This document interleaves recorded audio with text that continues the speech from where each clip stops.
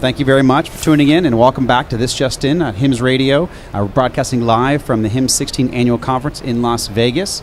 And very excited about my next guest, Rasu Shrestha, CIO or Chief Innovation Officer for UPMC. Welcome to the show. Thanks very much. Thanks for having me here. And you actually have a fan base, just so you know.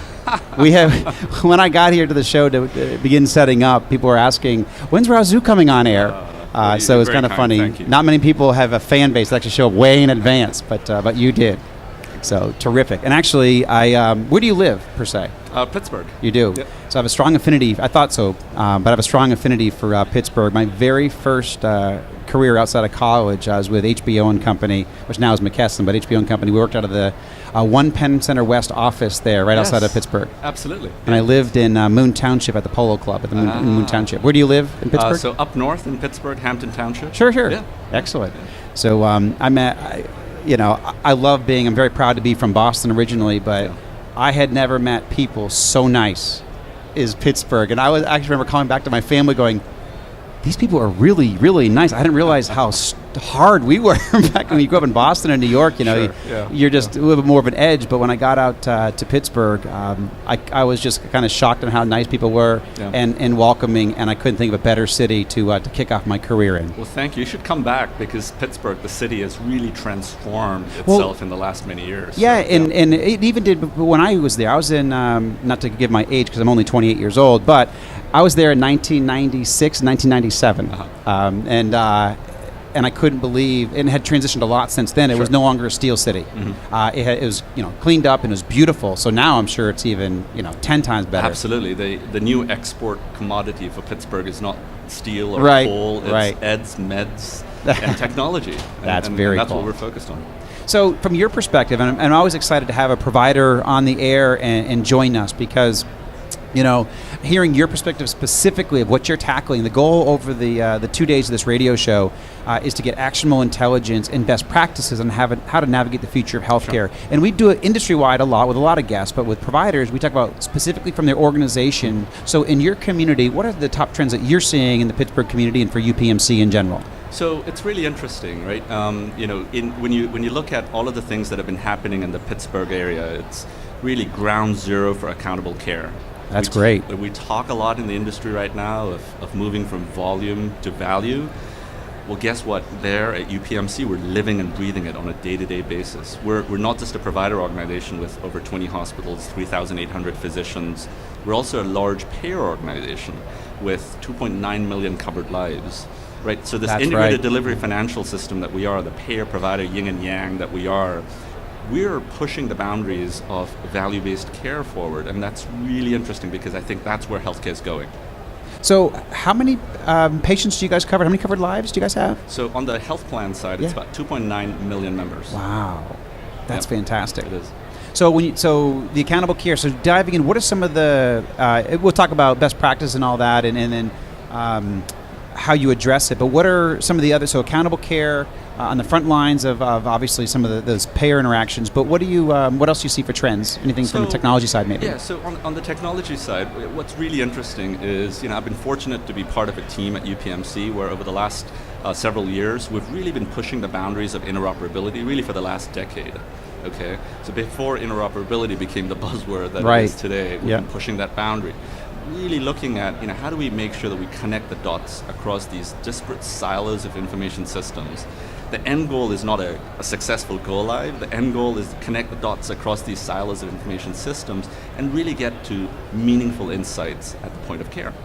So you're talking about population health analytics, data visualization, and so forth? Or? All of the above, right? Because at the end of the day, if you boil it down from those buzzwords to what's real, right? As a clinician, I can tell you, today we're more detectives than we are clinicians. That's excellent. Right? So how do we make sure that we leverage the power of analytics and machine learning and deep learning and pattern recognition and connect the dots across all of these disparate silos that we've never imagined before to be possible?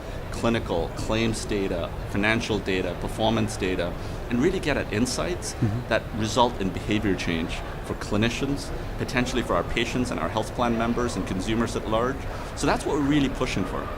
So how do you guys, what are some of the ways that you guys have addressed that? Because that's certainly advanced care and advanced medicine. So what are the ways that you've addressed it over the last, say, 5 years or 2 to 5 years or so? So at UPMC, our tagline is life-changing medicine, right? And it's life-changing medicine, and life-changing medicine, right? So the idea there is, how do we leverage the power of the data to get to intelligent healthcare? And the strategy that we have at UPMC is really condensed into this organization that I'm part of, I'm fortunate to be part of, which really is sort of the tip of the spear for the rest of UPMC in our approach to innovation and commercialization of what we know to be the right solutions for the pain points that we're living and breathing on a daily basis, right?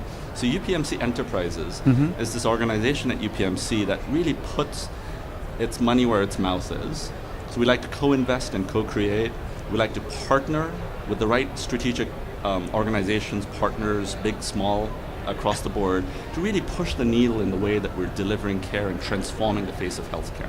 Do you do that through a venture fund then, in a way, or how do you do that? So Enterprises right now is really an organization that is funded internally at UPMC. This is our strategy to really push the needle forward in innovation. We're making investments in startup companies. We're making investments and co-creating solutions with organizations where we're aligned in the pain points that we're trying to address and move the needle forward. And what we're doing is we're not just making these investments like a venture fund would do, but we're opening up the living lab that is UPMC. We're putting in our data and our insights. We're bringing in our clinicians. And this is a very collaborative, cohesive process across the payer-provider organization that is UPMC. And I think that, at the end of the day, provides the most amount of value back to these specific initiatives.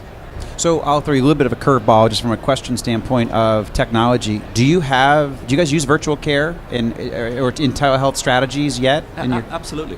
Virtual care is really important. In fact, one of the more recent investments that we made, and we just announced just a couple of days ago. Oh, excellent. Yeah, absolutely. Was with a company called Vivify. Sure. So we actually were part of funding the company. Yeah. And we're big believers in the area of adding intelligence to remote care, and this notion of mobile population health management, where we're stratifying the risk population across the board, and we're saying, all right, let's make technology easily accessible to these patients that are going through CHF or chronic illnesses, whether it's through an app or a set of devices that we give to the patient at no cost to the patient, right? And leveraging that data to get at meaningful insights that would change behavior before that patient comes into any of our emergency departments or any of our hospitals. That's fantastic. So I guess a kind of a two-part question, but I'll start off with, what other health systems around the country might you say they're similar? Because this is very unique. So is there anybody else doing this from a health plan standpoint? I mean, Kaiser's a different beast all in itself, but I mean, is there... So, we're fairly unique in all of the different things that I said. I think there are many healthcare organizations that are trying to do specific facets of what we've been doing. Right. What we're doing right now, what I described in our strategy with UPMC Enterprises, is actually not new. This is really a culmination of all of the lessons learned, of the things that we've been doing in the last decade and a half. So we've been doing this for a while.